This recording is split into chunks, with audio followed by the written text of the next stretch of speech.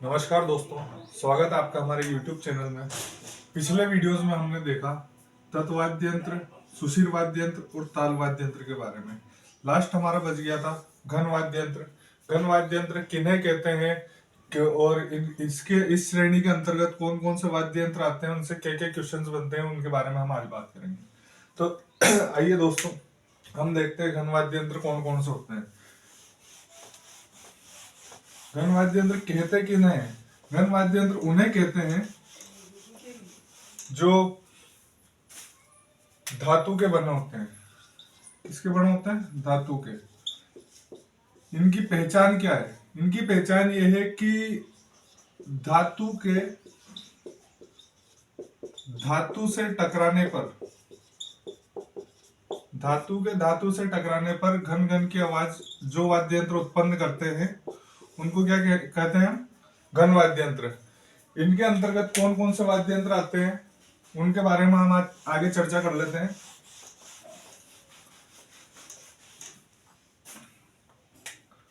तो दोस्तों, आपको एक आसान सा तरीका बताऊंगा मैं घन वाद्य यंत्रों को याद करने का।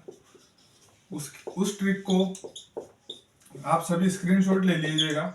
घन वाद्य यंत्र को याद करने की ट्रिक जो मैं आपको आगे बताने वाला हूं एक सिंगल लाइन की ट्रिक होगी, जिसमें कि घन वाद्य यंत्र के अंतर्गत आने वाले सभी वाद्य यंत्रों के नाम आप आसानी से याद कर पाएंगे। तो देखिएगा दोस्तों, इसकी ट्रिक है झारखंड का जेसी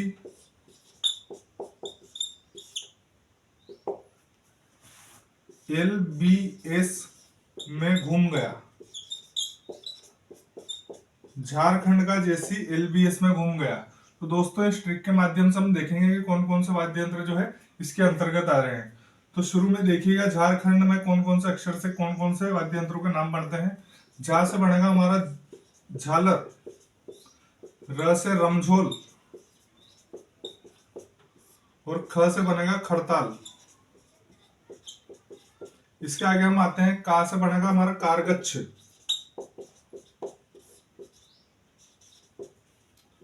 जे से बनेगा झांझ और सी से बनेगा दोस्तों चिमटा। इसके आगे है LBS। LBS को दोस्तों इधर देखिएगा, लेजिम, भरणी और श्रीमंडल। इसके आगे ये जो घूम है, इस घूम से हमारे दो वाद्य यंत्र निकल के आते हैं दोस्तों। एक तो होता है घुंघरू और मजीरा। क्या है दोस्तों? झारखंड का जेसी LBS में घूम गया। इनसे कौन कौन से वाद्य यंत्र बना हमारे? झालर, रमझोल, खड़ताल, कारगच्छ, झांझ, चिमटा, लेजिम, भरणी, श्रीमंडल, घुंघरू और मजीरा। आप चाहो तो इसका स्क्रीनशॉट ले सकते हैं, ताकि इसके आगे फिर मैं आपको बता पाऊं कि कौन कौन से वाद्य यंत्र जो है जहां से हमारे क्वेश्चन बनते हैं, जो भी क्वेश्चन एग्जाम की दृष्टि से महत्वपूर्ण होंगे इन वाद्य यंत्रों से संबंधित सभी क्वेश्चन आज हम कंप्लीट करने वाले हैं।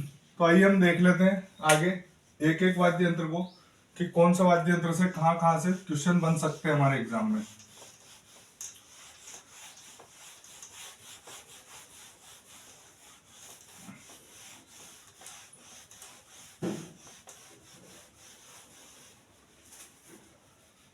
तो दोस्तों, पहले हम वाद्य यंत्र देख लेते हैं रमझोल। रमझोल जो है किस प्रकार का वाद्य यंत्र होता है, इसके बारे में हम बात कर लेते हैं।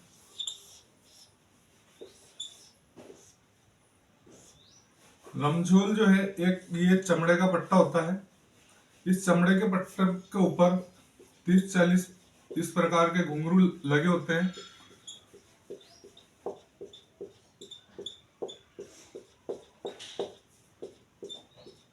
ये पट्टा जो है महिलाएं जो गेर नृत्य होता है और कथक नृत्य जो होता है, गेर और कथक नृत्य करते समय जो है महिलाएं इस वाद्य यंत्र को जो है इस पट्टे को, चमड़े के पट्टे को अपने दोनों पैरों में बांधती है। और जब ये इस वाद्य यंत्र का प्रयोग किया जाता है उसके बाद जो है इस गेर नृत्य का नाम बदलकर रमझोल गेर नृत्य की हो जाता है। क्या हो जाता है? रमझोल गेर नृत्य हो जाता है जब इस वाद्य यंत्र का प्रयोग किया जाता है इस नृत्य में।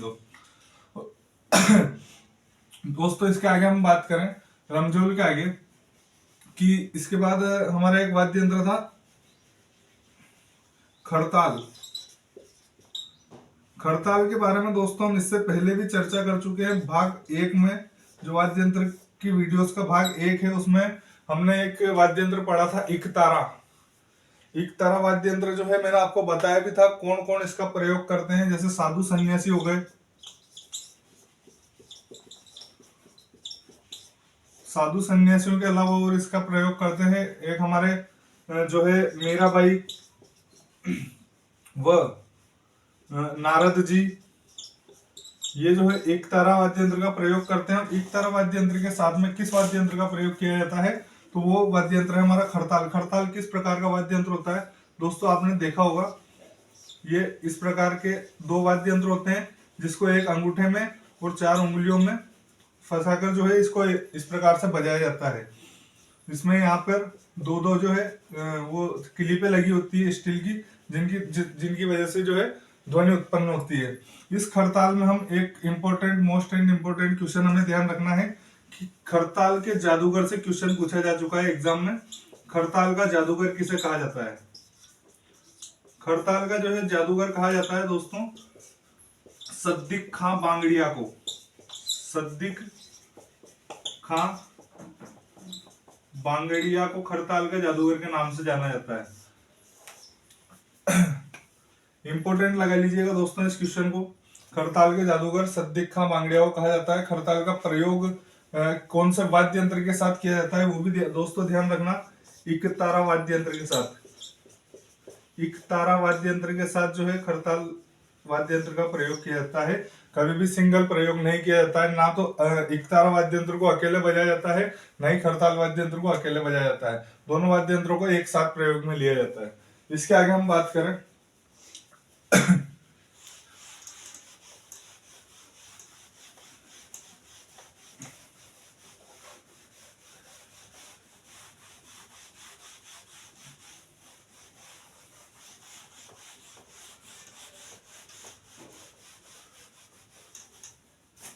इसके आगे दोस्तों बात करेंगे हम झांझ वाद्य यंत्र की। झांझ किस प्रकार का वाद्य यंत्र होता है?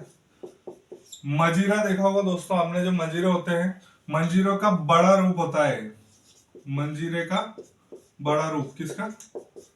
मंजीरे का। और इसका प्रयोग कहाँ किया जाता है ये क्वेश्चन पूछा जाता है। झांझ वाद्य यंत्र का प्रयोग जो है मुस्लिम समुदाय के लोगों के द्वारा, मुस्लिम समुदाय के लोगों के द्वारा मुहर्रम के समय में, और मुहर्रम के समय में एक और वाद्य यंत्र मैंने आपको बताया था, कमेंट करके बताइएगा। पिछले वीडियो में बता चुका हूं मैं कि मुहर्रम के समय एक और किस वाद्य यंत्र का प्रयोग किया जाता है, वो आप कमेंट करके बताइएगा। झांझ के बाद हम बात करें, झांझ के बाद हमारा एक वाद्य यंत्र आता है भरणी।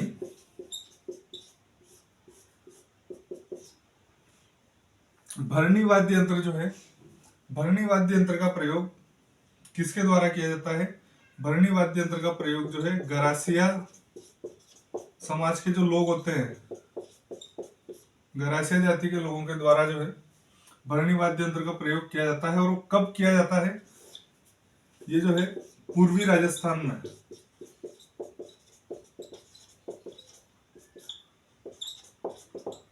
पूर्वी राजस्थान में जो लोक देवी देवताओं के जो थानक होते हैं, लोक देवी देवताओं के जो थानक होते हैं, थानक पर सर्पदंश से पीड़ित व्यक्ति, जो सांप का काटा हुआ व्यक्ति होता है, सर्पदंश से पीड़ित व्यक्ति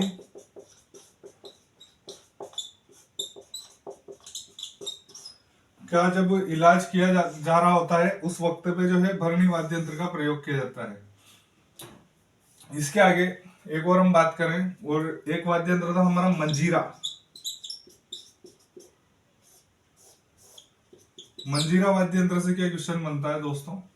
मंजीरा वाद्य यंत्र से एक क्वेश्चन बनता है हमारा कि इसका प्रयोग कहाँ किया जाता है। लगभग तो मंदिरों में सभी जगह भजन कीर्तन के समय में इसका प्रयोग किया जाता है, लेकिन मोस्ट इंपोर्टेंटली हमें ध्यान ये रखना है कि जो हमारे रामदेव जी है, लोक देवता रामदेव जी, रामदेव जी के सम्मान में कौन सा नृत्य किया जाता है दोस्तों? रामदेव जी के सम्मान में एक 13 ताली नृत्य किया जाता है। कौन सा नृत्य? 13 ताली नृत्य। इस 13 ताली नृत्य को करते समय जो है महिलाएं 13 मंजीरों का। और कौन सी महिलाएं? जो कि रामदेव जी के कामाड़िया पंथ से जुड़ी हुई महिलाएं होती है, उन महिलाओं के द्वारा 13 मंजीरों का प्रयोग किया जाता है। 13 मंजीरे किस रूप में, किस तरीके से प्रयोग में लिए जाते हैं दोस्तों? तो 9 मंजीरे जो है वो दाएं पैर में, और 2 मंजीरे कोहनों पे, और 2 मंजीरे बाजुओं पर बांधकर जो है महिलाओं द्वारा ये 13 ताली नृत्य किया जाता है। कौन सा वाद्य यंत्र को? मंजीरे को बांधकर। किसके सम्मान में? रामदेव जी के सम्मान में। कौन सा नृत्य करते समय? 13 ताली नृत्य करते समय जो है मंजीरा वाद्य यंत्र का प्रयोग किया जाता है। इसके आगे हम बात करें कि और कौन कौन से जो है मोस्ट इंपोर्टेंट हमारे वाद्य यंत्र बच चुके हैं। ये तो जो हमने निम्न श्रेणियां जो है हमने पढ़ी है, इससे इसके अंतर्गत जितने भी महत्वपूर्ण वाद्य यंत्र हमारे आते थे वो हम देख चुके हैं। और इसके आगे हम बात करें कि और कौन से वाद्य यंत्र बचे हैं, तो उसकी हम बात कर लेते हैं। देखो, एक वाद्य यंत्र तो आता है वीणा। वीणा जो है किस श्रेणी का वाद्य यंत्र है? वीणा वाद्य यंत्र जो है तत्वाद्य यंत्र श्रेणी है का है। तत्वाद्य यंत्र श्रेणी का है। इसको हमने नहीं पढ़ा था। ये किससे संबंधित है? ये सरस्वती माता से संबंधित है। और किससे संबंधित है? तो ये महाराणा कुंभा से भी संबंधित है। कुंभा से भी संबंधित है ये वाद्य यंत्र। वीणा वाद्य यंत्र जो है तत्वाद्य यंत्र की श्रेणी में आता है, जो कि सरस्वती माता से और कुंभा से संबंधित है। ये बात हमें ध्यान रखनी है, क्योंकि इस कुंभा से रिलेटेड क्वेश्चन अधिकतर एग्जाम्स में पूछा जा चुका है कि कुंभा किस वाद्य यंत्र का प्रयोग करते थे। तो उसमें आंसर आ जाएगा हमारा वीणा वाद्य यंत्र का प्रयोग करते थे। इसके आगे हम बात करें शंख। शंख किस श्रेणी में आता है दोस्तों? जैसा कि मैंने आपको बताया था, जो भी वाद्य यंत्र फूंक देकर बजाए जाते हैं वो किस श्रेणी में आते हैं? सुशीर वाद्य यंत्र की श्रेणी में। किस वाद्य यंत्र की श्रेणी में? सुशीर वाद्य यंत्र की श्रेणी में। जिन्हें नहीं पता है वो एक बार पिछले जो वाद्य यंत्र के से संबंधित 3 भाग हमने पढ़ाए हुए हैं, उनको जाकर वीडियो को देखिए, ताकि आपको सारे जो है वाद्य यंत्र की श्रेणियों से संबंधित जितने भी क्वेश्चन है वो आपके क्लियर हो सके। ये शंख के बारे में हम बात करें कि कहाँ पाए जाते हैं, तो ये समुद्र की सीपियों से प्राप्त होते हैं। समुद्र की सीपियों से प्राप्त होते हैं। और ये जो है सबसे प्राचीन वाद्य यंत्र है। सबसे प्राचीन वाद्य यंत्र किसको कहा जाता है? शंख को। इसके आगे हम बात करें दमामा की। दमामा या टामक। ये दमामा या टामक वाद्य यंत्र जो है ये अवनद्य श्रेणी का वाद्य यंत्र है। अवनद्य या ताल वाद्य यंत्र इसको हम कह सकते हैं। अवनद्य या ताल वाद्य यंत्र की श्रेणी का वाद्य यंत्र, और इसको हम क्यों पढ़ रहे हैं, इसकी इंपॉर्टेंस ये है कि ये जितने भी वाद्य यंत्र है इन सभी में सबसे बड़ा वाद्य यंत्र है। सबसे बड़ा वाद्य यंत्र है। और अगर दोस्तों मैं आपसे पूछूं कि सबसे लंबा वाद्य यंत्र कौन सा है, तो हमारा सबसे लंबा वाद्य यंत्र जो है वो होगा कर्णा, जिसके बारे में मैं आपको पहले भी बता चुका हूं। सबसे लंबा वाद्य यंत्र कर्णा है। और सबसे छोटा, अगर क्वेश्चन पूछ लिया जाए कि सबसे छोटा वाद्य यंत्र कौन सा होगा, तो सबसे छोटा वाद्य यंत्र जो है दोस्तों वो होगा मोरचंग। ये भी मैं आपको बता चुका हूं। मोरचंग, कर्णा जो कर्णा सबसे लंबा है, मोरचंग सबसे छोटा है। और सबसे बड़ा वाद्य यंत्र दोस्तों आपसे पूछ लिया जाए तो वो होगा दमामा या टामक, जो भी किस श्रेणी का है? ये अवनद्य श्रेणी का वाद्य यंत्र है। तो दोस्तों इस टॉपिक के साथ, इस वीडियो के साथ हमारा ये राजस्थान के लोक वाद्य यंत्र का जो है पूरा टॉपिक कंप्लीट होता है। इसके आगे आपको जिस भी टॉपिक का वीडियो चाहिए आप कमेंट करके बताइए, और वीडियो पसंद आई हो तो चैनल को सब्सक्राइब कर लीजिएगा, लाइक कर दीजिएगा और शेयर जरूर कीजिएगा अपने दोस्तों के साथ। धन्यवाद।